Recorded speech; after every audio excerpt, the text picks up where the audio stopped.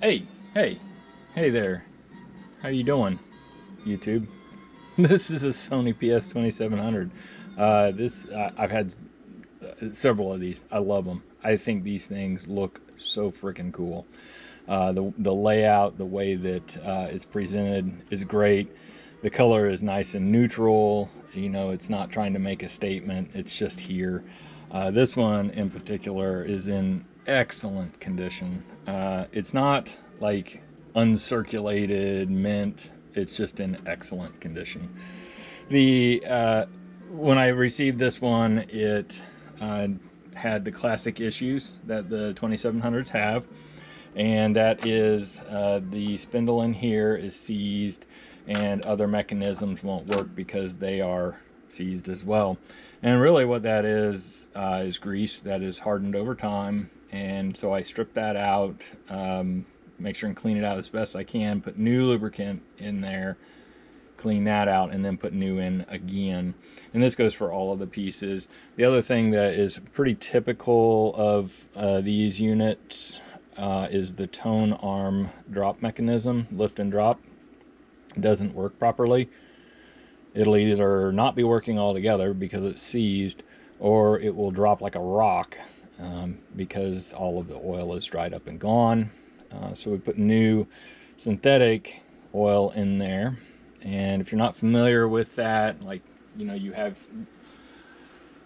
one that you're trying to repair. This is it's actually made by Lucas Oil, and you find it at a hobby shop. I used 80K. A lot of people will say to use the 100K and the 500K, and the 500K is just too thick. It doesn't work. Don't waste your money on it. Yeah, I just go with the 80. It's just like a sweet spot. It works for just about every player. All right, anyways, the player itself does 30 on 12, 25 on 10, and 17 on 7. So, and then it does 33 and 45. So these are your drop positions. These are your speeds.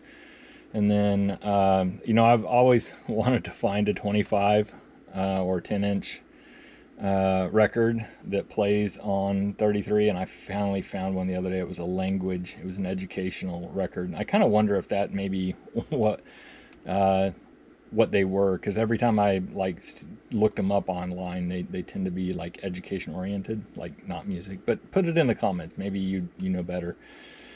Okay, so it does do the repeat, and it does do auto start, and it does do an auto stop. To dial this in to change the drop point of the cartridge, head shell, what have you, there's a little rubber plug that comes right out.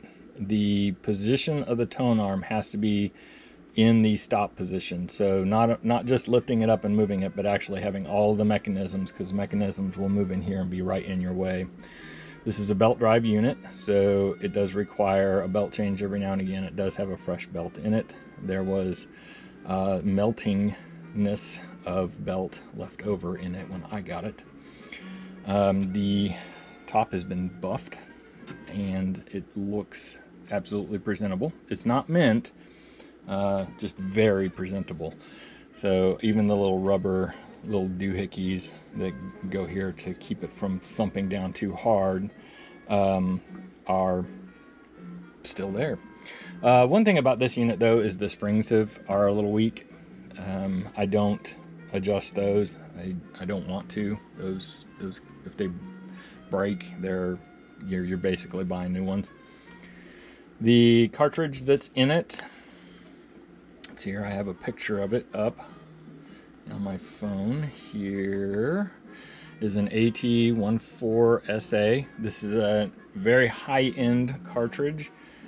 I believe the last couple of these that have sold on eBay were in excess of $100, which in terms of a vintage cartridge, that's quite a bit of money. I have a couple of Grace cartridges, and those are the only two that I've ever paid more for than what I paid for this one. The cartridge will not go on with the bolts or the screws facing down, so they have to be facing up, and it's just the logistical issue. So I've got rather short ones that I put in here.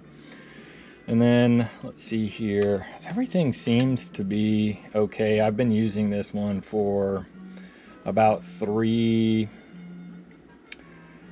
months.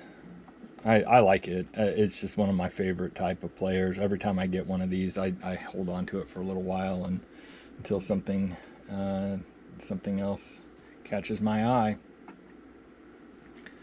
So it's just been an absolutely flawless player once I've got it. Everything situated on it, everything sorted, which only took a couple hours. So there's a couple videos back of me actually working on one of these, and it's a good video. There's a lot that has to be done to get one of these back in working condition.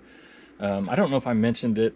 I've taken this video a couple of times, but this one has the moon platter, which is really rare. So not only do you get a rare cartridge of this one, you actually get the moon platter as well, which is like stupid cool.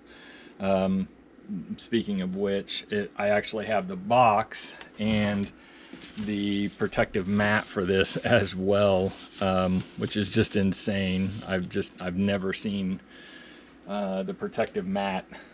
So pretty interesting. Just a really cool vintage unit altogether. The presentation, the color, the look, the feel, the way it operates is just beautiful. It's just so cool.